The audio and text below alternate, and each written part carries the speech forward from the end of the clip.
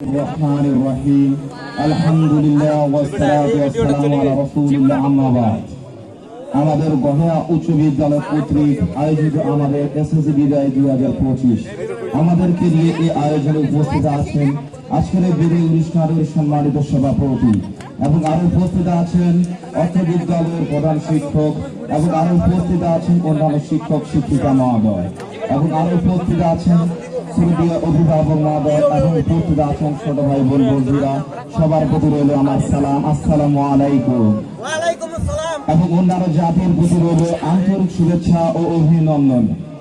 আজ থেকে প্রায় 5টি বছর আগে যেদিন এসেছিলাম হাসি মুখে এই বিদ্যালয়ে, সেদিন মনে হয়েছিল কখনো যাব না এই বিদ্যালয় ছেড়ে। তাই তো মনে বেঁধেছিলাম কতই না স্বপ্ন আর করেছিলাম কতই না বন্ধুত্ব। আমাদের শিক্ষা ব্যবস্থার নিয়ম অনুযায়ী আমাদেরকে শিক্ষা গ্রহণের জন্য ধাপে ধাপে বিভিন্ন শিক্ষা প্রতিষ্ঠানের ন্যায় শিক্ষা গ্রহণ করতে হয় আর অস্ত্রোপচারে বিদায় নিতে হয়।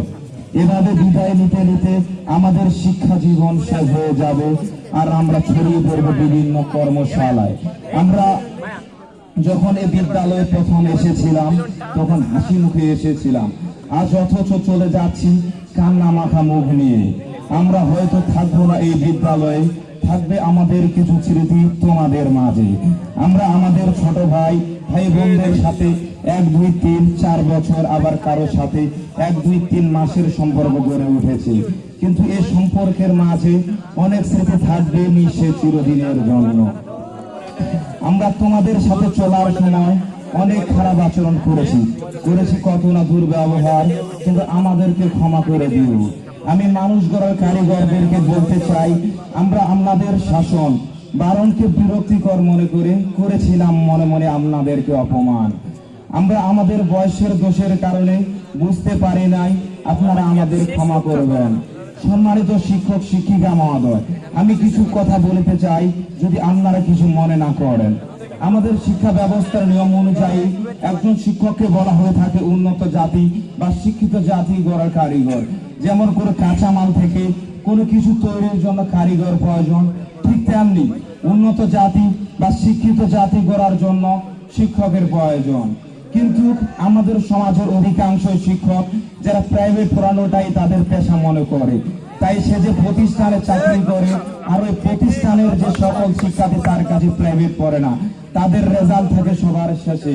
আবার কিছু শিক্ষক দেখা যায় আমাদের সমাজে যারা নিজের পরিবার থেকে শুরু করে নিজের বাড়ির ভাড়াটিয়ার গল্প করে যে প্রতিষ্ঠানে সে চাকরি করে। তাই তো কবি বলেছেন, তুমি আমাদেরকে একজন আদর্শ শিক্ষক দাও, আমি তোমাদেরকে একজন আদর্শ জাতি গড়ে দেব। ওই সকল শিক্ষক যারা জানে না যে হোটেলের কাজে, জানে না যে হোটেলের কারিগর ভালো থাকে না সে হোটেল ভালো চলে না, তাই তাদের উচিত ম্যাডাম গীতারানী ছবিটা একবার দেখা। আমার সবার সুস্বাস্থ্য কামনা করে আল্লাহ যেন সবাইকে পাঞ্জেখানা নামাজ পড়ার মতো তৌফিক দান করে। এসে ব্যর্থ করে আমার সংক্ষিপ্ত বক্তব্য এখানে শেষ করলাম। ওয়া মা তৌফিকি ইল্লা বিল্লাহ।